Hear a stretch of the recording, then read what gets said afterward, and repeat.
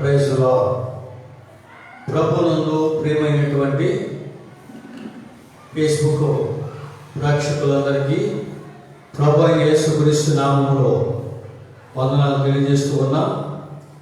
ఈ voice of God ద్వారా మీకు దేవుని యొక్క వాక్యం అందించడానికి ఈ దిన ప్రార్థన కూడిక ప్రారంభిస్తూ ఉన్నాం. చిన్న ప్రార్థన చేసుకుందాం. ప్రేమగల తండ్రి, దయగలిగిన ప్రభువానికి వందనాలు, స్తోత్రాలు, స్తుతులు చెల్లిస్తూ ఉన్నాం. ఈ సాయంకాలపు వేళ వాయిస్ ఆఫ్ గాడ్ ద్వారా ఈ ఫేస్బుక్లోనైనా లైవ్ కార్యక్రమాన్ని మేము ప్రారంభిస్తుండగా పరిశుద్ధాత్మ దేవ ఈ కార్యక్రమాన్ని మీ అధ్యక్షతలో జరిగించమని ప్రార్థన చేస్తూ ఉన్నాను. ప్రతి విధమైనటువంటి నాయన కీడు తొలగించండి. సాధారణ దురాత్మ శక్తులను వాటి గోడలు విడిగిపోనుగాక. ఈ యొక్క లైవ్లోనైనా ఎంతమంది అయితే వీక్షిస్తున్నారో ప్రతి వారి కుటుంబంలో వింటున్న వారి జీవితాల్లో నెమ్మది, ఆనందం, సంతోషం, సమాధానం, నిత్య జీవానికి సిద్ధపాటు కలిగినటువంటి కృప అందరికీ అనుగ్రహించమని ప్రార్థన చేస్తూ ఉన్నాను. మహిమ నీకే చెల్లిస్తున్నాను తండ్రి. స్తోత్రాలు. ఘనమైన దేవ, ఉన్నతమైన దేవ, పరిశుద్ధ తండ్రి, నీకే కృతజ్ఞతలు నాయన. ఈ అద్భుతమైనటువంటి నాయన కార్యక్రమాన్ని నీకు మహిమకరంగా జరిగించమని ప్రార్థన చేస్తూ ఉన్నాను. దేవానికి వందనాలు. అనేకులు రక్షణ లేకుండా ఉన్నారు. రక్షణ పొందుకుని దిగజారిపోయిన వారు ఉన్నారు. అయ్యా, చల్లారిపోయిన వారు ఉన్నారు. నిలువెచ్చని స్థితిలో ఉన్నవారు ఉన్నారు. అయినా మందిరానికి వెళ్ళలేని వారు ఉన్నారు. రక్షణ అనుభవం కోల్పోయిన వారు ఉన్నారు. అటువంటి వారందరినీ ఈ రోజును మండించమని ప్రార్థన చేస్తూ ఉన్నాను. అటువంటి వారిని ఈ రోజును బలపరచమని ప్రార్థన చేస్తూ ఉన్నాను. అటువంటి వారిని లేవనెత్తమని ప్రార్థన చేస్తూ ఉన్నాను. అటువంటి వారిని ఆయన వెలిగించమని ప్రార్థన చేస్తూ ఉన్నాను. అటువంటి వారిని బలమైన ప్రార్థన పరులుగా అభిషేకించమని ప్రార్థన చేస్తూ ఉన్నాను. గొప్ప దేవానికి మహిమ చెల్లిస్తున్నాను ఆయన. ఘనమైన మా తండ్రి, నీకు స్తోత్రం చెల్లిస్తూ ఉన్నాను. ఉన్నతమైన వాడా, అభిషక్తుడా, నీకు స్తోత్రం చెల్లిస్తున్నాను. వందనాలు. కార్యం చేయడం ఆయన. ఈ యొక్క కార్యక్రమాన్ని మేము ప్రారంభిస్తుండగా ప్రారంభం నుండి ముగింపు వరకు ఈ అధ్యక్షతలో నాయనా నీ నామ మహిమార్థమై ఘనముగా జరిగించండి. ఈ ప్రార్థనని జవాబు దయచేయండి నాయన. ఎంతమందికి రక్షణ అవసరమో వారి వెంటనే ఆయా ప్రాంతాల రక్షణ పొందడానికి సహాయం చేయండి. సత్యవాక్యం చేతపట్టుకుని లోకములోనైనా వాక్యమని వెలుగుతో వెలిగించబడే డ్యూటీలాగా ఉండడానికి కృపను గ్రహించమని ప్రార్థన చేస్తున్నట్టు వందన. వాళ్ళ ఆత్మీయ జీవితాన్ని అభివృద్ధిపరుచుకునేటువంటి కృపలో జరిగించమని ప్రార్థన చేస్తూ ఉన్నాను. అయ్యా, తగ్గింపు జీవితం కలిగిన ఆయన ఈ రాకడ కొరకునైనా సిద్ధపడటానికి కృప అనుగ్రహించమని ప్రార్థిస్తున్నాను. ఈ దిన కూడికైనా నీ దేవానికి వందనాలు. అనేకులకు రక్షణ పొందుకున్నట్లుగా, అనేకులు బలపరచబడినట్లుగా అద్భుతకరంగా జరిగించమని ప్రార్థిస్తున్నాను. మహిమనిగా చెల్లిస్తూ ఈ యొక్క కోవూరు ప్రాంతం నుంచి నాయన ఈ యొక్క ప్రాంతం నుంచి నీ వారికి వర్తమానం అందిస్తుంటే అద్భుతం చేయమని కొద్ది ప్రార్థన సన్నిధిలో చేర్చుకోమని యేసు నామమున ప్రార్థించి స్తుతించి వేడుకుంటున్నాం పరమ తండ్రి. ఆమేన్. Praise the lord. ప్రభునందు ప్రియులారా, ఒక పాట మనం పాడుకుందాం. ఈ సమయంలో అందరికీ వచ్చేది నేను అనుకుంటూ ఉన్నాను.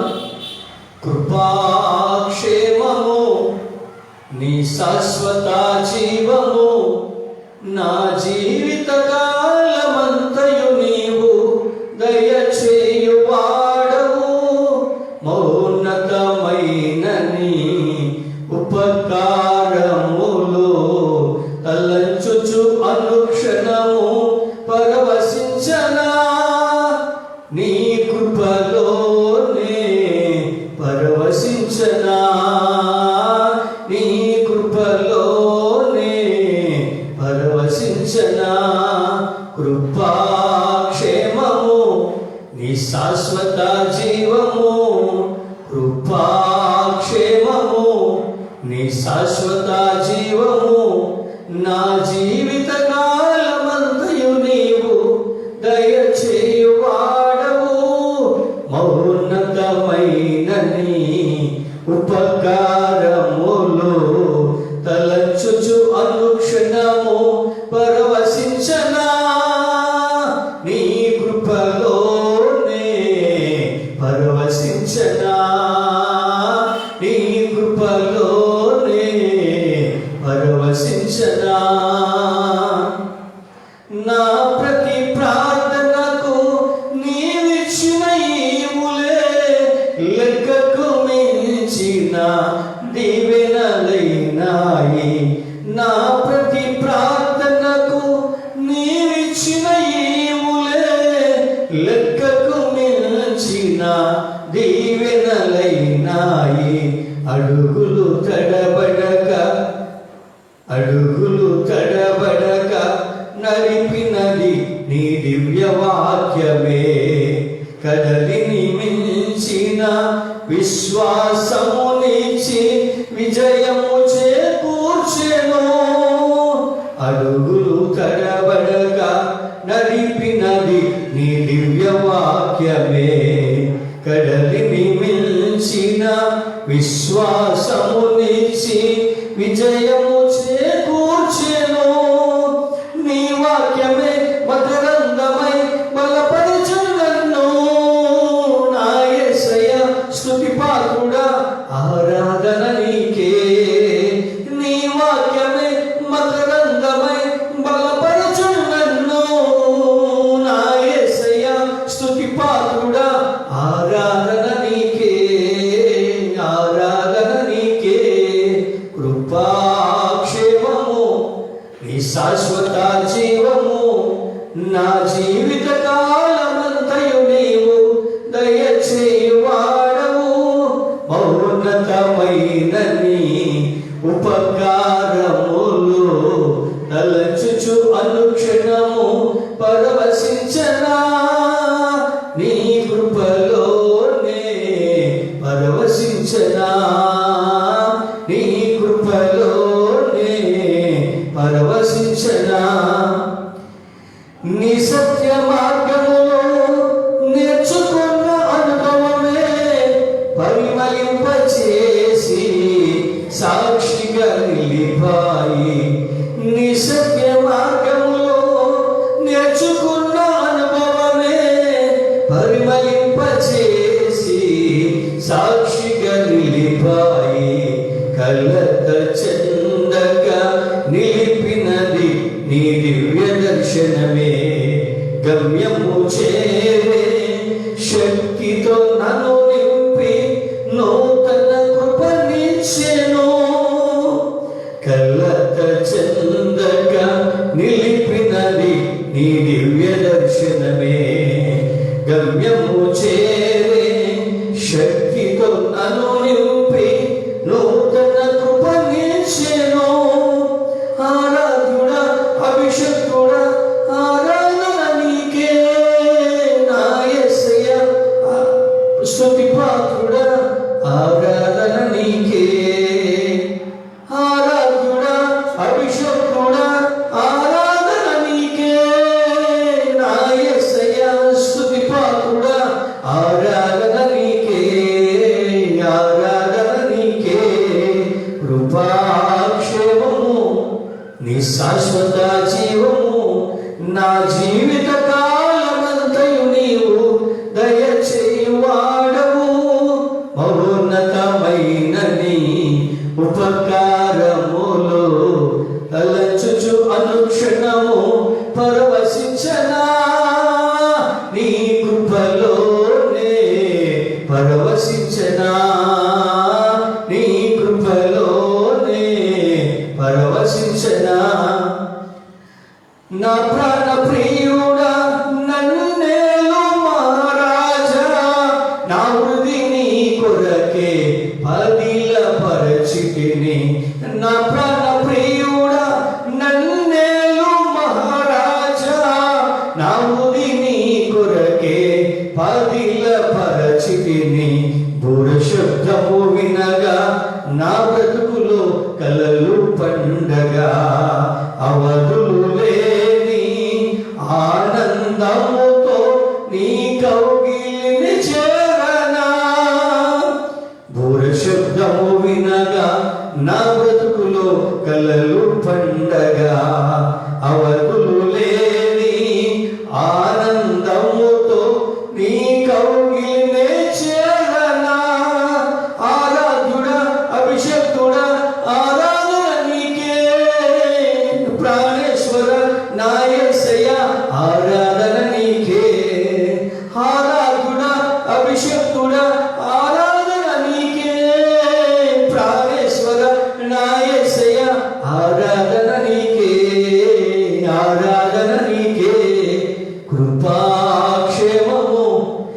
శాశ్వత జీవము కృపాక్షేమము, నీ శాశ్వత జీవము నా జీవిత కాలమంతయు నీవు దయచేయువాడవు. మహోన్నతమైన నీ ఉపకారములు తలచుచు అనుక్షణము పరవశించనా, నీ కృపలోనే పరవశించనా, నీ కృపలోనే పరవశించనా. స్తోత్రం. హల్లెలూయా. ప్రభునందు ప్రియులారా, మరి సమయంలో ఒక చిన్న పాట మనం పాడుకుందాం.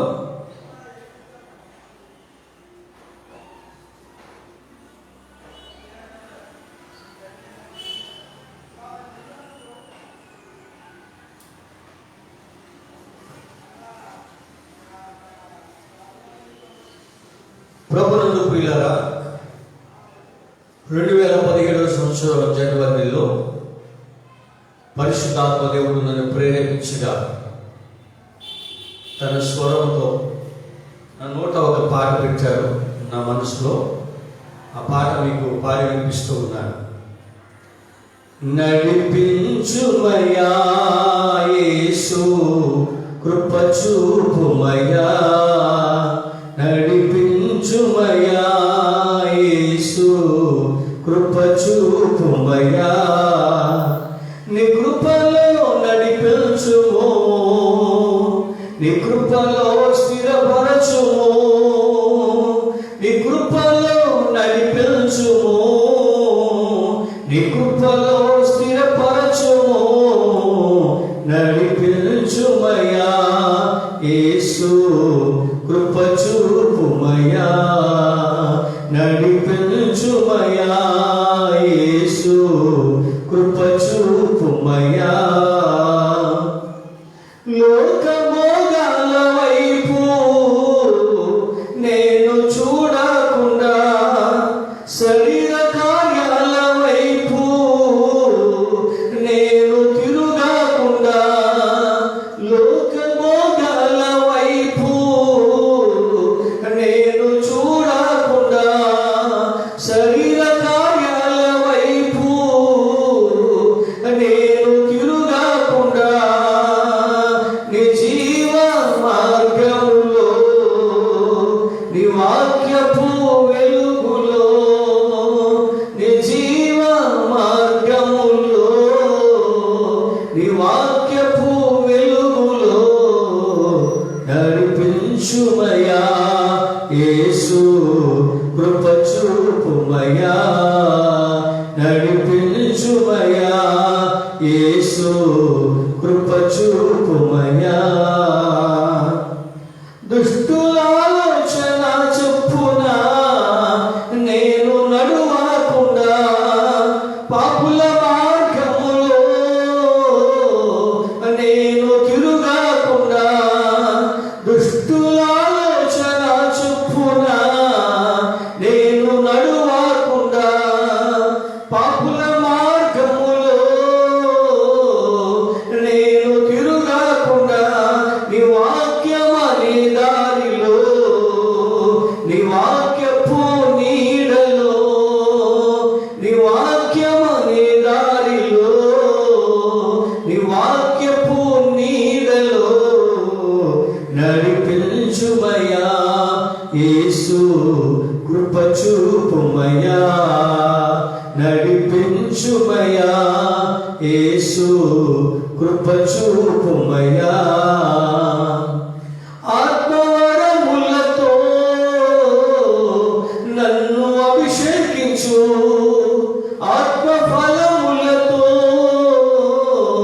నింపి నడిపించుము, ఆత్మవరములతో నన్ను అభిషేకించు, ఆత్మఫలములతో నింపి నడిపించుము, నీ ఆత్మ వరములతో, నీ ఆత్మ ఫలములతో, నీ ఆత్మ వరములతో, నీ ఆత్మ ఫలములతో నడిపించుమయా యేసు కృప చూపుమయ్యా, నడిపించుమయ్యా, యేసు కృప చూపుమయ్యా, నీ కృపలో నడిపించుము, నీ కృపలో స్థిరపరచుము, నీ కృపలో నడిపించుము, నీ కృపలో స్థిరపరచుము, నడిపించుమయ్యా, యేసు కృప చూపుమయ్యా, నడిపించుమయ్యా, యేసు కృప చూపుమయ్యా. దేవునికి మహిమ కలుగును గాక. ప్రభునందు ప్రియుడానికి దేవుడు ఇచ్చిన కృప కొరకు నేను ఆయనకి మహిమ చెల్లిస్తూ ఉన్నాను. ఈ కార్యక్రమాల్లోకి మీ ముందుకు నేను రావడానికి మూల కారణం దైవజనుడు మరి హైదరాబాద్లో నుంచి సేవ చేస్తున్నటువంటి సురేష్ గారిని బట్టి ప్రభుని స్తుతిస్తూ ఉన్నాను. దేవుని బిడ్డలారా, మరి ఆయన తన సంఘాన్ని తీసుకువెళ్ళడానికి రాబోతున్నటువంటి సమయంలో మనం ఏ రీతిగా ఆయన కొరకు సిద్ధపడాలి అనేక మరి విషయాన్ని మనం ఈరోజు మనం తెలుసుకుందాం. మనకి ప్రభునందు పిల్లరా తెలిసిన మాటమే, తెలిసిన విషయాలే మరొకసారి వాటిని నెమరు వేసుకుంటూ ఉన్నారు. దేవుని వాక్యం ఎప్పుడు నూతనంగా ఉంటుంది. దేవుని వాక్యం ఎప్పుడు పరిశుద్ధమైంది. దాంట్లో ఏది చేర్చకూడదు, దాంట్లోంచి ఏది తీసేయకూడదు. అది దేవుడు వ్రాయించినటువంటి గ్రంథం. అటువంటి పరిశుద్ధ గ్రంథముల నుంచి క్రొత్త నిబంధన భాగంలో మత్తయి సువార్త 25వ అధ్యాయంలో ఒక 3 విషయాలు నేను మీకు తెలియచేయాలని ఇష్టపడుతూ ఉన్నాను. ఒక 3 విషయాలు మీకు అర్థమయ్యేటట్లుగా పరిశుద్ధాత్మ దేవుడు నన్ను ప్రేరేపించి మరి నాలో ఉండి మీతో మాట్లాడుతున్నప్పుడు మీరు విని దీవించబడతారన్న ఉద్దేశంతో నేను చాలా ఆశ కలిగి ఉన్నాను. ప్రియులారా, ఒకటి మరి పెండ్లి కుమారుని ఎదుర్కొనుటకు సిద్ధపడినటువంటి కన్యకులు. ఒకటి పెండ్లి కుమారుని ఎదుర్కొనుటకు మరి సిద్ధపడిన కన్యకులు. రెండవది, ఒక మనుషుడు దేశాంతరంలో ప్రయాణమైనప్పుడు తన ఆస్తిని సామర్థ్యం కలిగినటువంటి వారికి ఇచ్చినటువంటి విషయం. ఒక మనుషుడు దేశాంతరంలో వెళ్ళిపోతున్నప్పుడు తన ఆస్తిని మరి కొంతమందికి ఇచ్చి వెళ్తున్నటువంటి ఒక విషయం. మూడవది, ప్రభునందు పిల్లరా, మరి మహిమతో మనుషు కుమారుడైన దూతలతో వస్తున్నప్పుడట మరి గొల్లవాడు మేకల్లో నుండి గొర్రెలను వేరుపరచుట, గొల్లవాడు మేకల నుండి గొర్రెలను వేరుపరచుట. ఈ 3 విషయాలు మనం మరి ఆ సమయానుకూలంగా మనం కొన్ని విషయాలు తెలుసుకున్నాం. ప్రజల్లో ప్రభునందు పిల్లరా, ఈ భయంకరమైన కరోనా పరిస్థితుల్లో మనం ఉన్నాం. ఎన్నో లక్షల మంది ప్రపంచ దేశాల్లో చనిపోతూ ఉన్నారు. ప్రియ దేవుని బిడ్డలారా, మనం ఆలోచన చేస్తే మనము ప్రాణాల్లో గుప్పెట్లో పెట్టుకుని బ్రతుకుతున్న దినాలు. ఎప్పుడు కరోనా వస్తుందో, ఎప్పుడు ఏమైపోతామో, ఎప్పుడు మనము నశించిపోతామో ఎవరికి తెలియని పరిస్థితి, ఆందోళనకరమైన పరిస్థితి, భయపడుతున్న పరిస్థితి, వణికిపోతున్న పరిస్థితి, బెదిరిపోతున్న పరిస్థితి. నేను ఉంటానా లేదా చనిపోతానా, నా పరిస్థితి ఏంటి, నా కుటుంబ పరిస్థితి ఏంటి, నా బిడ్డల పరిస్థితి ఏంటి అని ఆలోచించేటువంటి దినాలు. ప్రియ దేవుని బిడ్డలారా, అలా ఆలోచించిన మునిపే కొనిపోబడుతున్న వాళ్ళు ఎంతో మంది ఉన్నారు. ఒక్కో దేశంలో ఒక విపత్తు మరి చాలా భయంకరంగా వేగవంతంగా ప్రయాణం చేస్తూ ఉంది. కానీ దేవుని పిల్లలు అనబడుతున్న వారు సరైనటువంటి సిద్ధపాటు లేనటువంటి స్థితిలో ఉంటా ఉన్నారు. ఒక మాట చెప్తాను. నోవహు దినాల్లో నోవహుతో దేవుడు మాట్లాడి ఈ లోకమంతటి మీదకి జల ప్రళయం అనేటువంటి ప్రళయాన్ని పంపిస్తూ ఉన్నారు. నోవహుని ఇంటి వారి కొరకు ఒక వాడ కట్టమని చెప్పి దేవుడు ప్లాన్ ఇచ్చి, ప్లాన్ ప్రకారం వాడ కట్టమంటే ఆయన 100 సంవత్సరాలకు పైగా ఆ యొక్క సువార్త ప్రకటిస్తూ దేవుడు ప్రచండమైనటువంటి వరద పంపిస్తూ ఉన్నాడు. ప్రపంచం అంతా కూడా ముంచివేయబోతున్నాడు. మరి రక్షింపబడాలనుకున్నటువంటి వారందరూ కూడా రండి అని పిలుపునిస్తూ ఉంటే నోవహు మాట కానీ, తన కుమారుల మాట కానీ, కోడళ్ళ మాట కానీ, భార్య మాట కానీ ఆ ప్రదేశంలో అన్ని లక్షల మంది, కోట్ల మంది ఎవరు కూడా చెవులు పెట్టలేదు. అజాగ్రత్తగా ఉన్నారు, అవివేకంగా ఉన్నారు, మూర్ఖతరంగా వరగా ఉన్నారు. మాకేంటి అనుకున్నారు.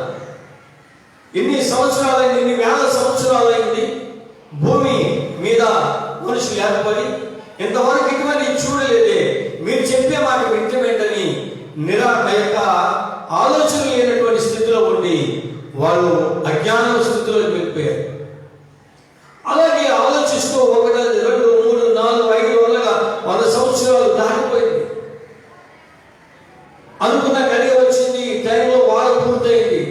నోవహుతో దేవుడు చెప్తా ఉన్నాడు, మీరు వెంటనే వాడలోకి వెళ్ళండి అని చెప్పగానే వాళ్ళు వాడలోకి వెళ్ళిపోయారు. ఆయన పంపించిన సమస్త జీవరాశుల్లో ఒక ఆడారు 2 జతలు చెప్పిన అందులోకి వెళ్ళిపోయి ఆయన వాడ కలిపేశాడు. వెంటనే ప్రచండ వర్షం ప్రారంభమైంది. ఆకాశం తుమ్ములు ఇప్పుపడ్డాయి. దేవుడి మీద వరద ప్రారంభమైంది.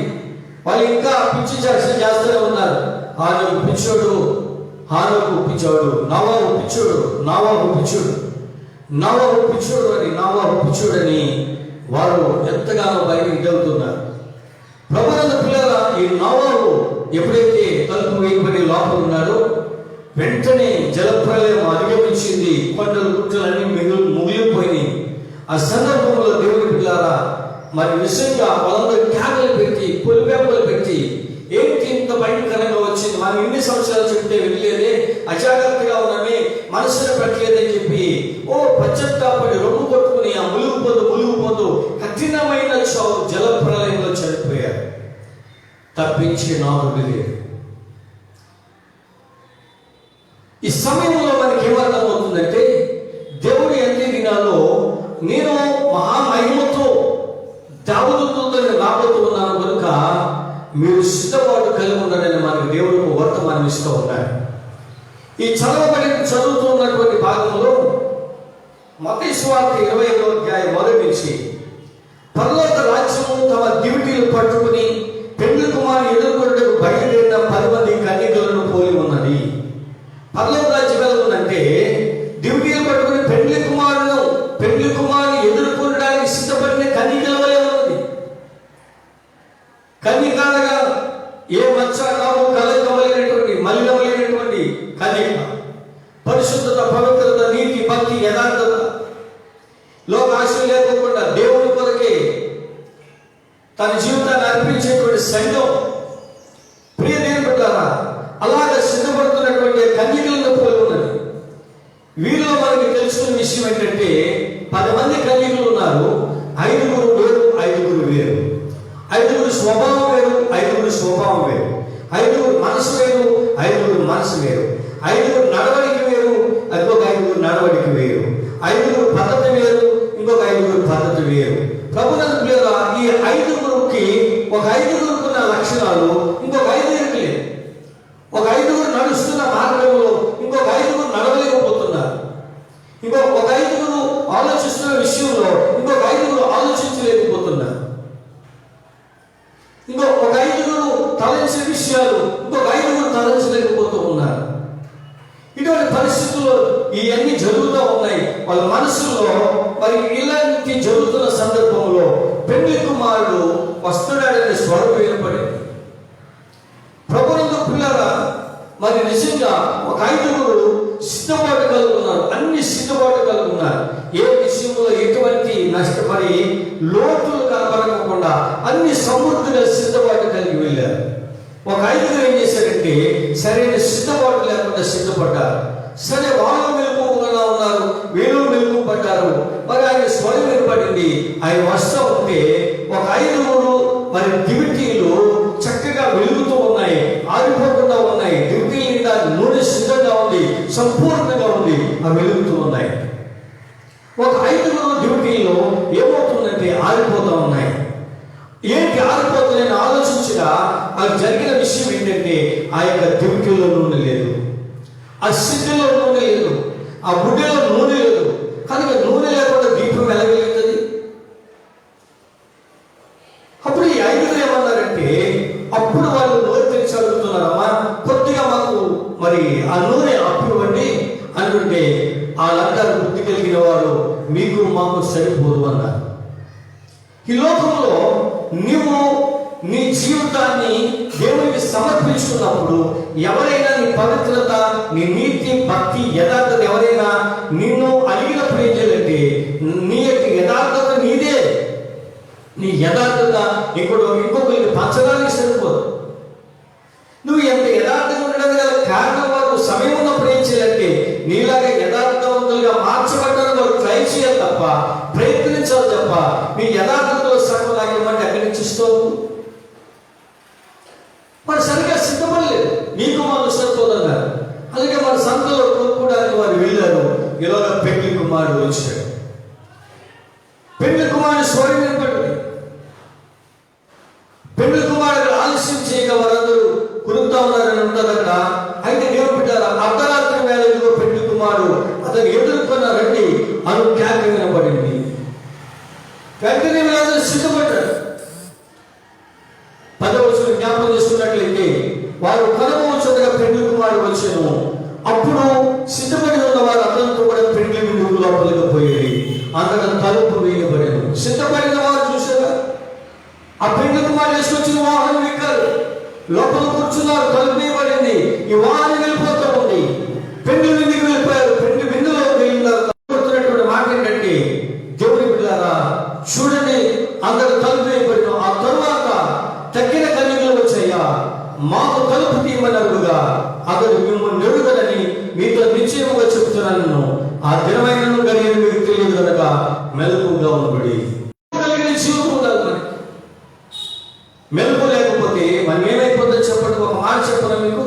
యేసుక్రీస్తు ప్రభు వారు పేతురు గారిని శిష్యులను అన్నాడు, గెత్సేమనే తోటలోకి వెళ్ళినప్పుడు మెలకుగా ఉండి ప్రార్థన చేయమన్నారు. శోధనలో ప్రవేశించుకున్నట్టు మెలకుగా ఉండి ప్రార్థన చేయమన్నారు. ప్రభునందు పిల్లరా, మరి వాళ్ళు ఏం చేశారంటే, మరి నిద్రయ్యారు 3 సార్లు కూడా. వెంటనే శోధన వచ్చేసింది. పేతురు గారు కత్తి పట్టుకుని మలుపు అనేటువంటి వాడిని చెవి తెగదరికాడు. రెండవది యేసు ప్రభు ఎరగని ముమ్మారు అబద్ధం ఆడాడు. మూడవది యేసు ప్రభు సేవ చేయవలసిన పేతురు గారు వెళ్ళి మరలా సముద్రంలో ఏకాడుతూ ఉన్నాడు. మెలుపు లేని జీవితం ఏం చేసిందంటే లోకంలోకి నెత్తికి వెళ్ళిపోయింది. ఈ లోకంలో నువ్వు అలా జీవిస్తే లోకం ఎక్కడికి నిన్ను నెట్టుకెళ్ళిపోతుందో తెలియదు, ఎక్కడికి కొట్టుకుని పోతుందో నీకు తెలియదు. కానీ అందుకు ఎప్పుడో అంటాడు, మెలుపు వెలుగు ఉంటాడు. ఏ దినమని నేను వస్తానో తెలియదు. బుద్ధి కలిగిన కన్యకల వలె మనం దేవుని రాకడ కొరకు సిద్ధపాటు కలిగి ఉండాలని మొదటి విషయాన్ని నేను మీకు తెలియజేస్తున్నాను. వయసులో ప్రభునందు పిల్లరా, ఒకవేళ దేవుని రాకడ ఆలస్యం అవుతుందనేమో, ఒకవేళ ఆలస్యం చేస్తున్నామో, రక్షణ పొందుకోకుండా, బాప్తిసం పొందుకోకుండా, ఒకవేళ రక్షణ పొందుకుని దిగజారిపోయి, ఒకవేళ రక్షణ పొందుకుని నువ్వు మందిరానికి వెళ్ళిపోకుండా ఒకవేళ జీవిస్తున్నావేమో, ప్రభు ఈ రోజు నిన్ను దర్శించి మాట్లాడుతున్నాడు. ఒకప్పుడు నేను కూడా రక్షణ లేకుండా మరియు నా యొక్క లోకమైన సంవత్సరంలో కొట్టుకుపోతున్న సందర్భంలో 1995 సంవత్సరం మార్చి నెల 14వ తేదీ రాత్రి నా ప్రభువు నాతో మాట్లాడి, ఆ కొట్టుకుపోతున్న నన్ను, ఆ నశించిపోతున్న నన్ను, ఆ దిగజారిపోతున్న నన్ను, ఆ నశనం అయిపోతున్నటువంటి నన్ను ఏం చేశారంటే ఆయన రక్షించుకుని తన పరివారికి ఏర్పరచుకున్నాడు. దేవుని బిడ్డారా, ఆనాటి నుంచి ఈనాటి వరకు దేవుని బిడ్డారా మరి వెనక కొట్టుకోకుండా దేవుని సేవ చేయడానికి ప్రభు కృపించాడు. అని అంటారు, నువ్వు దేవుని రాకడ కొరకు సిద్ధపాటు కలిగి ఉండాలి. బుద్ధి కలిగిన కన్యకలు వాళ్ళు సిద్ధపాటు, బుద్ధి లేని వారైతే సిద్ధపాటు కనుక ఏమీ లేదండి. ఆ టైంలో చూద్దాం లేదు, ఆ సమయాన్ని చూద్దాం లేదు. ధనవంతులాగా నా ప్రాణమా తినుము తాగు సంతోషం సుఖించము, నీ కొరకు ధనం సమకూర్చను అని. అయితే తర్వాత ఉంటుంది, మరి ఎవరివాడ ఈ రాత్రి నీ ప్రాణం అడుగుతున్నారు, తర్వాత ఏం చేస్తామో సంపాదించుకోండి. దొరుకుడైన రాజు తన భక్తిని, తన యథార్థ జీవితాన్ని కాపాడుకున్నాడు. మరణించిన వెంటనే దేవదూతలు వచ్చి తన ఆత్మను తీసుకుని వెళ్ళి పరదేశంలో అబ్రాహామును మనం కూర్చోబెట్టారు. ధనవంతుని సంపాదించుకున్నది తన ఆత్మ తన ఆత్మను రక్షించింది కనుక పరదేశంలో ఇప్పుడు కూడా జీవిస్తూ ఉన్నాడు. నీ జీవితం ఏంటి? నీ కుటుంబ పరిస్థితి ఎలా ఉంది? నీ బిడ్డలు ఎలా ఉన్నారు? నీ ఎవరి బిడ్డలు ఎలా ఉన్నారు? నీ చిన్న బిడ్డలు ఎలా ఉన్నారు? నీ కుటుంబాన్నంతా దేవుని రాజ్యం కొరకే సిద్ధపరచాలి, సిద్ధపడాలి. ప్రభునందు ప్రియులారా, బుద్ధి కలిగిన కన్యకల లాంటి స్వభావం పరిశుద్ధాత్మ దేవుడు మనలో ఉంచాలని మీ కొరకు నేను ప్రార్థిస్తూ ఉన్నాను. రెండో విషయాన్ని కదా దేవుడు బిడ్డారా, ఒక మనుషుడు దేశాంతరం వెళ్తూ తన ఆస్తిని మరి కొంతమందికి పంచి ఇచ్చి వెళ్ళినటువంటి సంగతి చూస్తూ ఉన్నాం. అక్కడ ఏమంటే నీ పరలోక రాజ్యానికి సంబంధించింది ఏంటో తెలుసంటే, నీవు నీ జీవితంలో ఎంతగా దేవుడు ఇచ్చిన దాన్ని అభివృద్ధి చేసుకోగలుగుతున్నావు, ఎంతగా అభివృద్ధి చెందగలుగుతున్నావు అనే విషయాన్ని మనం ఇందులో తెలుసుకోగలం. ఒక ఆయన వాళ్ళు వెళ్తూ ఏం చేశారంటే, 3 వ్యక్తులు పిలిచారు. అయ్యా, నేను దేశాంతరం వెళ్ళిపోతూ ఉన్నాను కనుక నా ఆస్తిని మీ ముగ్గురికి నేను పంచుతూ ఉన్నాను. ఇదిగో మొదటి వారికి 5 తలాంతులు ఇస్తూ ఉన్నాను, రెండో వారికి 2 తలాంతులు ఇస్తూ ఉన్నాను, మూడో వారికి 1 తలాంతు ఇస్తూ ఉన్నాను. మరి వెళ్తున్నానని చెప్పి ఆయన వెళ్ళిపోయాడు. మరి నేను వచ్చినప్పుడల్లా మేము లెక్క అడుగుతాను అని చెప్పాలని చెప్పినప్పుడు దేవుని బిడ్డలారా ఆయన వెళ్ళిపోయాడు. బహుకాలమైన తరువాత అక్కడ మాట ఉన్నది, బహుకాలమైన తరువాత ఆయన ఆస్తి ఇచ్చినటువంటి ఆయన మరలా తిరిగి వచ్చాడు. దేవుని స్తోత్రం. మరలా తిరిగి వచ్చాడు. మరలా తిరిగి వచ్చి వాళ్ళు లెక్క అడుగుతా ఉన్నాడు. ఏమంటున్నాడంటే, మొదటి వాడిని అడిగాడు. చూడండి, ఒక మాట చదువుతాను. 16 5 తలాంతులు తీసుకున్న వాడు వెళ్ళి వాటితో వ్యాపారం చేసి మరి 5 తలాంతులు సంపాదించడం. దేవుని బిడ్డలారా, నీకు దేవుడు తలాంతులు ఇచ్చాడు. ఏంటా తలాంతు? ఏంటా మీన? ప్రార్థన చేసే తలాంతు ఇచ్చాడు, వాక్యం చదివే తలాంతు ఇచ్చాడు, పాట పాడే తలాంతు ఇచ్చాడు, వాద్యాలు వాయించే తలాంతు ఇచ్చాడు, పరిచయం చేసే తలాంతు ఇచ్చాడు, సువార్త ప్రకటించే తలాంతు ఇచ్చాడు. దేవుని కృపావరాలు పొందుకునే తలాంతు ఇచ్చాడు. ఈ తలాంతులను నువ్వు ఏం చేస్తున్నావు? కప్పిపెడుతున్నావా? అభివృద్ధి చేసుకుంటున్నావా? అభివృద్ధి చెందాలి. సౌలు అంతకంతకు నీరసిల్లాడు, దావీదు అంతకంతకు వర్ధిల్లాడు. నీ జీవితంలో దేవుడిచ్చిన తలాంతును ఏం చేస్తున్నావు? అభివృద్ధి చేసుకుంటున్నావా? నీ ప్రార్థన జీవితంలో అభివృద్ధి పొందుతున్నావా? నీ ఆత్మీయ జీవితంలో అభివృద్ధి పొందుతున్నావా? నీతిలో నీతిమంతుడిగా అభివృద్ధి చెందుతూ ఉన్నావా? నీ సాక్ష్యం అభివృద్ధి చెందుతూ ఉందా? ప్రభునందు ప్రియులారా, మనం అభివృద్ధి చెందడం అంటే డబ్బులో, ఈ లోకంలో, ఆస్తిపాస్తులు అభివృద్ధి చెందడం అనుకుంటున్నాం. అవన్నీ ఈ లోకం వరకే. ఈ 5 తలాంతులు తీసుకున్నవాడు 5కి 5 సంపాదించాడు. 2 తీసుకున్నవాడు 2కు 2 సంపాదించాడు. అయితే 1 తీసుకున్నవాడు ఏం చేశాడంటే, వాడు తన యజమానుని సొమ్ము దాచిపెట్టాడు. 19వ వచనం, బహుకాలమైన తరువాత రాజు యజమానుడు వచ్చి వారి యొక్క లెక్క చూసుకునేను. నీకు ఇచ్చిన తలాంతు దేవుడు ఒక రోజు లెక్క అడుగుతాడు. దేవుడు నీకు ఇచ్చిన ప్రతిదీ లెక్క అడుగుతాడు. నీకు ఇచ్చిన ఆస్తుల లెక్క అడుగుతాడు, నీకు ఇచ్చే డబ్బుల లెక్క అడుగుతాడు, నీకు ఇచ్చిన బిడ్డల లెక్క అడుగుతాడు, నువ్వు చేసే పరిచర్యలో లెక్క అడుగుతాడు, నీ ప్రార్థన జీవితం కొరకు లెక్క అడుగుతాడు, నువ్వు దేవుడు వాక్య విషయంలో వినే విషయంలో లెక్క అడుగుతాడు, దేవుడు వాక్యం చదివే విషయంలో లెక్క అడుగుతాడు. ఆయన అప్పగించిన ప్రతి దాని విషయంలో లెక్క అడుగుతాడు. దావీదు తన గొర్రెలు మేపుతున్నప్పుడు ఒక సింహము గొర్రె పిల్లలు అట్టుకెళ్ళిపోతే ప్రాణాన్ని తెగించి గొర్రె పిల్లలు కాపాడు, రక్షించాడు. ఒక ఎలుగుబంటి వచ్చి గొర్రె పిల్లలు అట్టుకెళ్ళిపోతే దాన్ని కూడా ప్రాణాన్ని తెగించి ఆ గొర్రె పిల్లలు బ్రతికించాడు. ఎందుకు అంత సాహసం చేశాడు? ఎందుకు తన ప్రాణాన్ని పనంగా పెట్టాడు దావీదు అంటే, తన తండ్రి గొర్రెల కొరకు లెక్క అడుగుతాడనే భయము. తన తండ్రి తన ఆ గొర్రెల కొరకు లెక్క అడుగుతాడనే ఆ కొడుకు భయం. ఈరోజు నీకు భయం ఉందా? నీకు ఆ రోజు దేవుడు లెక్క అడుగుతాడని భయం ఉందా? నువ్వు భయపడితే నీ తలాంతులు అభివృద్ధి చేసుకుంటావు, నీకు ఇచ్చింది నువ్వు జాగ్రత్తగా కాపాడుకుంటూ ఉంటావు. దేవుని బిడ్డలారా, మీకు దేవుని వాక్యం బోధించేటువంటి వాడిని నువ్వు గమనించాలి. నువ్వు జాగ్రత్తగా అభివృద్ధి చెందాలి. విశ్వాసంలో అభివృద్ధి కనపడదు, ప్రార్థన జీవితంలో అభివృద్ధి కనపడ, నీ పరిశుద్ధతలో అభివృద్ధి కనపడ, నువ్వు చేసే పరిచర్యలో అభివృద్ధి కనపడ, నువ్వు దేవుడికి ఇచ్చే విషయంలో అభివృద్ధి కనపడ, ప్రతి విషయంలో నువ్వు అభివృద్ధి చెందుతున్నట్లుగా నువ్వు కనపడుతూ ఉండాలి. 5 తలాంతులు తీసుకున్న వారి యొక్క అభివృద్ధి కనపడతా ఉన్నది. 10 తలాంతులుగా తీసుకున్నాడు, 5 సంపాదించాడు. ఈరోజు నీ జీవితం ఏంటి? నువ్వు ఒక్కడిగా రక్షించబడ్డావు. ఇంట్లో నీ భార్య, నీ కుమారుడు లేదా నీ కుమారుడు, లేదా నీ ఇంట్లో నీ భర్త, నీ బిడ్డలు, లేదా నీ తల్లిదండ్రులు, లేదా నీ యొక్క రక్త సంబంధులు అభివృద్ధి రక్షణ పొందగలరు. ఎరుగో ప్రాంతంలో రాహాబు అనే వేశ్య కనపడుతూ ఉన్నది. నిజమైన దేవుడిని తెలుసుకుంటూ ఉన్నది. ఆ దేవుని యొక్క వీళ్ళ వారిని సేవకుల్ని చేర్చుకుంటా ఉన్నది.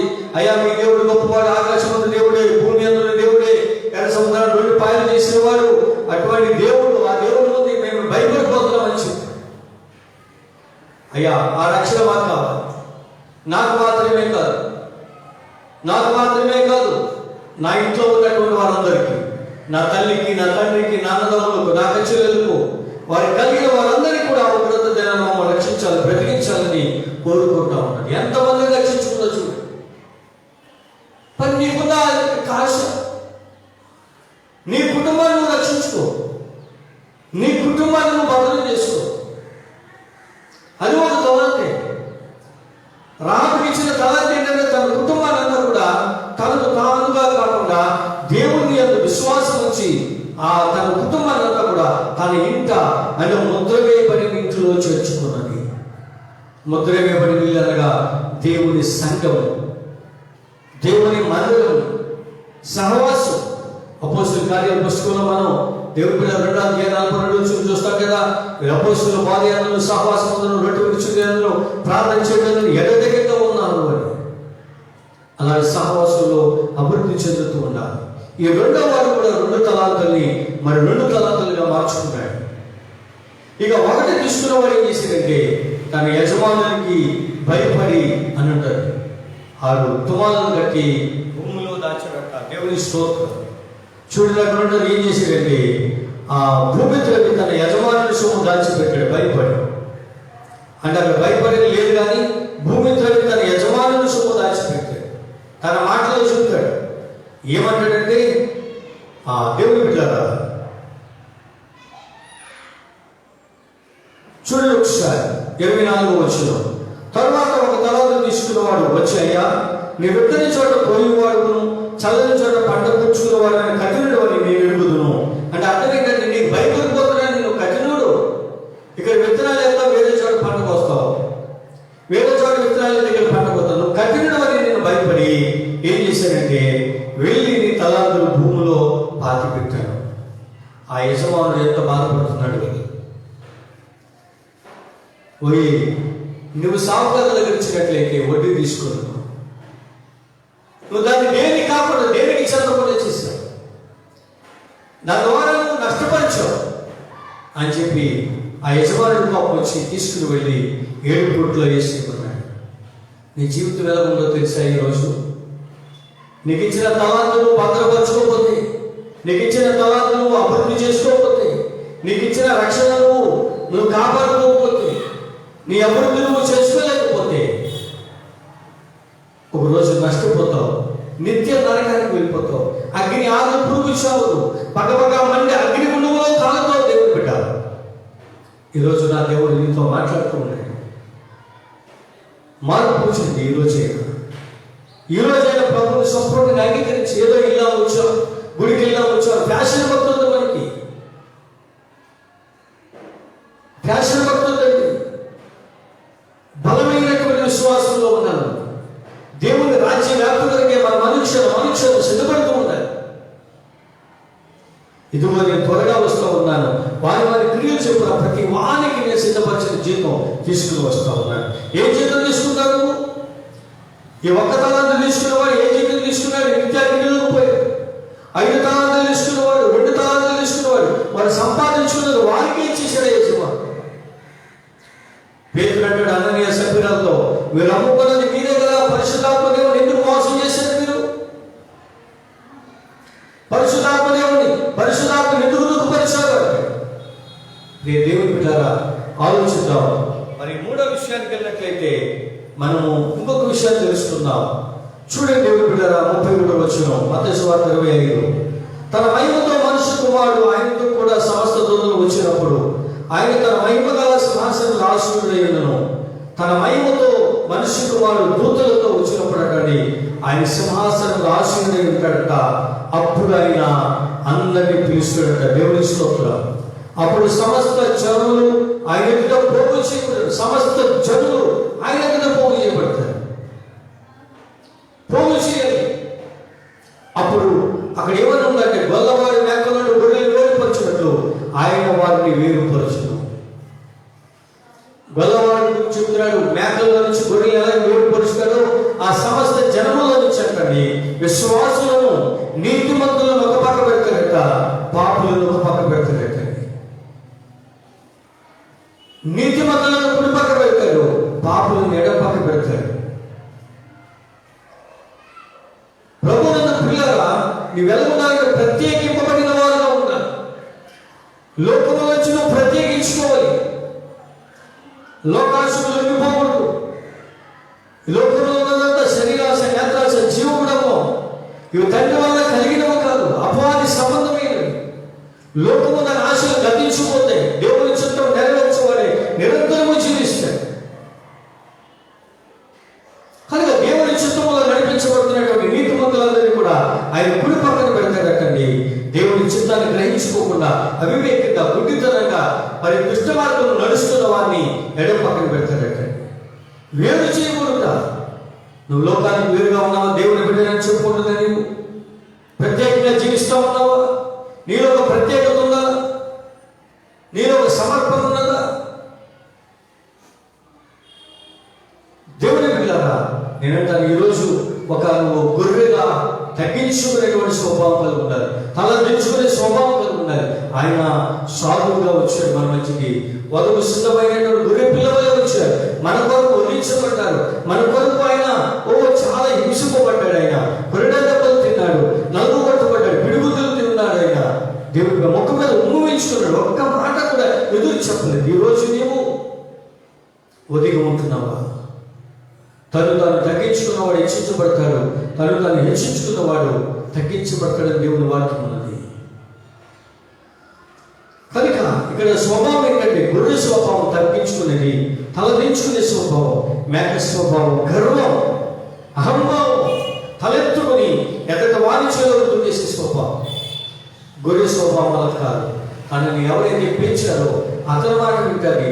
అతను ఎక్కడ వేయమంటే అక్కడే వేస్తుంది, ఎక్కడ కట్టేస్తే అక్కడే ఉంటుంది తప్ప రెండో విషయం ఆ గొర్రెకి తెలియదు. హల్లెలూయా. నేనంటాను, దేవుని కృపలో మనమందరం కూడా బలముగా ఉన్నాం. బలముగా ఉండాలని నా కోరిక. హల్లెలూయా. కనుక దేవుని బిడ్డలారా, చూడండి, ఈ యొక్క మరి కుడివైపు ఉన్న వారు ఏం చేశారంటే, మరి లోకం పుట్టిన మొదలుకొని మీ కొరకు సిద్ధపరచబడిన రాజ్యం స్వతంత్రించుకోవడని ఆ కుడివైపు ఉన్నటువంటి విశ్వాసంతో దేవుడు మాట్లాడుతున్నాడు నీతిమంతులతో. ఆయన ఏమంటున్నాడంటే, నేను పరదేశమైనాను, నన్ను చేర్చుకున్నాను, నేను ఆకలి కొన్నాను, నాకు భోజనం పెట్టారు, నేను డబ్బు కొన్నాను, నాకు దాహం ఇచ్చారు అని, నేను రోగినైనాను, చూడవచ్చారు, నేను సెరసాల్లో ఉన్నాను, నన్ను పరామర్శించాలని చెప్తే ఆ నీతిమంతులు అంటున్నారు, అయ్యా ఎప్పుడు రోగిగా ఉన్నావు, ఎప్పుడు ఆకలి ఉన్నావు అంటే, నా నామం పేరట ఈ దీనులకు మీరు చేశారు కనుక, ఈ పేదవారికి చేశారు కనుక నాకు చేశారని చెప్తున్నాడు ఆయన. నువ్వు దేవుని యొక్క రాకడలో నువ్వు సిద్ధపాటులో ఉండడానికి కారణం మూడో విషయం అంటే, నువ్వు దీనులకి ఏమని చేయగలుగుతున్నావా? దేవుని పేరట ఏమని చేయగలుగుతున్నావా? దేవుని సంఘ సహవాసం ఏమని చేయగలుగుతున్నావా? వెనుకబడతా ఉన్నావా? నీ యొక్క ఆత్మీయ జీవితాన్ని మెరుగుపరుచుకునే కృప దేవుని వాళ్ళని నువ్వు అడుగు. దేవుడి జీవితంలో అద్భుతం చేస్తాడు. ఆ తర్వాత ఎడవైపున్న వారిని అందరినీ ఏం చేశాడంటే, ఆ మేక స్వభావం కలిగిన వారిని కూడా నిత్యాగ్నిలోకి పోవున్నాడు 40 వచ్చులు. అప్పుడు ఆయన ఎడవైపున ఉన్న వారిని చూసి శపింపబడిన వాళ్ళగా నన్ను విడిచి అపవాదికి వారి దూతలకు సిద్ధపరిచిన నిత్యాగ్నిలోకి పోవుడి. నేను ఆకలి కొన్నాను, భోజనం పెట్టలేదు, వస్త్రాలు లేకుండా నాకు వస్త్రం లేదు, దాహం కొన్నా నాకు దాహం లేదు, శరసాలు ఉన్నా చూడటానికి లేదు, రోగిగా ఉన్నా నన్ను చూడటానికి రాలేదని ఎప్పుడు అలాగా ఆగలుగుతున్నాం, ఎప్పుడు ఉన్నామంటే నా నామం పేరిట మీరు ఇలా చేయలేదు కనుక నాకు చేయలేదు అని చెప్పి వారిని నిత్యాగ్నిలో అన్నాడు. ఈ మత్తయి సువార్త 25వ అధ్యాయం దేవుని రాకడ కొరకు సిద్ధపరచబడటానికి, అది నువ్వు ఎన్ని సాధించుకున్నా ఆయన రాజ్యం కొరకు సిద్ధపడటానికి చాలా ఉపయోగకరమైనటువంటి మాటలు అందులో దేవుడు రాయించాడు. బుద్ధి కలిగిన కన్యకు వలె 5 తలాంతులు కలిగిన వాడు 5 సంపాదించుకున్నాడు. నీతిమంతులు ఎలా సిద్ధపడ్డారు, గొర్రె స్వభావం కలిగి ఉన్నారు. ప్రభునందు పిల్లరా, నువ్వు కూడా అటువంటి సమర్పణ కలిగి ఉండాలి. 1 బుద్ధి కలిగి జీవించడం, 2 నీ తలాంతిని అభివృద్ధి చేసుకోవడం, 3 నీతిమంతులుగా సిద్ధపడడం. ఇలాగ ఎవరైతే ఇలాగ నువ్వు సిద్ధపడుతావో ఆ మహా కృపగల దేవుడు మరి ఆయన రాబోతున్న సమయంలో నిన్ను చూచి తన రాజ్యంలోకి తీసుకెళ్తా ఉన్నాడు. హల్లెలూయా. తీసుకెళ్ళడానికి రాబోతున్నాడు. సిద్ధపడు. దేవుడు నీ జీవితంలో అద్భుతాలు చేస్తాడు, గొప్ప కార్యం చేస్తాడు. హల్లెలూయా. దేవుడు తన స్వరంతో నీతో మాట్లాడుతున్నాడు. తను ఈరోజు ఈ ఉపదేశంతో నీతో మాట్లాడుతున్నాడు, నీతో ముచ్చటిస్తూ ఉన్నాడు. ఇకనైనా నావలాగా నీ కుటుంబాన్ని సిద్ధపరచుకో. బుద్ధి కలిగిన కన్యకల వలె నువ్వు కూడా సిద్ధపరచుకో. 5 తలాంతులు తీసుకున్న వాడు 5 ఎలా సంపాదించుకున్నట్లుగా నీ తలాంతులను నువ్వు కూడా అభివృద్ధి చేసుకో. గొల్లవాడు మేకలు వచ్చి గొర్రెలు వేరుపరచున్నట్లుగా నువ్వు గొర్రె స్వభావం కలిగినట్లయితే దేవుడు లోకం నుంచి వేరుపరిచి నిన్ను తనకు రాజ్యంగా సిద్ధం చేసుకుంటాడు. ప్రియ దేవుని బిడ్డ, ఇలా ప్రార్థనలో వింటున్న మీరందరూ కూడా దేవుని రాకడ కొరకు సిద్ధపడండి. దేవుడు మీ జీవితాలు అద్భుతాలు చేస్తాడు, గొప్ప అద్భుతమైన కార్యాలను చేస్తాడు. అటు కృప సమాధానం పరిశుద్ధాత్మ దేవుడు మీకు కలుగు చేయనుగాక. ఆమేన్. ఈ వాయిస్ ఆఫ్ గాడ్ పరిచయం జరిగిస్తున్నటువంటి మరి దైవజనులకు నా హృదయపూర్వక వందనాలు. అందరూ తలలో వచ్చే కళ్ళు మూసుకుందాం. పరిశుద్ధ తండ్రి, నీకు వందనాలు బాబు. ఇంతబడిన మాటలను బిడ్డల హృదయాలను ఫలిపించి వాక్యానుసారమైన జీవితం తెచ్చింది. బుద్ధి కలిగిన కన్యకల వలె సిద్ధపడుతున్నాయినా 5 తలాంతులు కలిగిన వాడు 2 తలాంతులు కలిగిన వాడు ఆ తలాంతులు అభివృద్ధి చేసుకునేటువంటి కృప అందరికి దయచేయండి. వారి యొక్క ఆత్మీయ జీవితంలో, పరిశుద్ధతలో, ప్రార్థనలో, పరిచర్యలో, సహవాసంలో, బోధ వినడంలో, వారైనా తండ్రి రొట్టె వినడంలో, సహవాసం ఎదగడానికి అభివృద్ధిగా ఉండడానికి సహాయం చేయండి. గొర్రె స్వభావం కలిగి నీతిమంతులుగా నీ రాజ్య వ్యాప్తి వరకు సిద్ధపడే కృపను గురించి ఎంతమందికి రక్షణ లేని వాళ్ళందరూ రక్షణ తెచ్చేయండి. భయం లేదు చూసిన ఇందులో ఎంతమంది అయితే లేని ప్రాబ్లం చూశారు. అందులో దైవజనులు ఉన్నారు, ఆయన ఎంతోమంది విద్యావేత్తలు ఉన్నారు, ఎంతోమంది ఉన్నారు. ఆయన వాళ్ళందరినీ మీరు జ్ఞాపకం చేసుకుని నీ కృప వారికి మెండుగా ఉంచండి. రాకడ కొరకే సిద్ధపరచండి. యేసు నామమున అడుగుతున్నాను తండ్రి, ఆమేన్. మన ప్రభువును రక్షకుడైన యేసయ్య కృప, ఆయన ఇచ్చే నెమ్మది, ఆనందం, శాంతి, సంతోషం, నిత్య జీవం దేవుడు మీకు అనుగ్రహించుగాక. ఆమేన్, ఆమేన్, ఆమేన్. Praise the lord. ఈ వాయిస్ ఆఫ్ గాడ్ పరిచయం జరిగిస్తున్నటువంటి సురేష్ గారికి, వీక్షించిన ప్రియులందరికీ నా హృదయపూర్వక వందనాలు. దేవుడి మీ అందరినీ దీవించుగాక. ఆమేన్.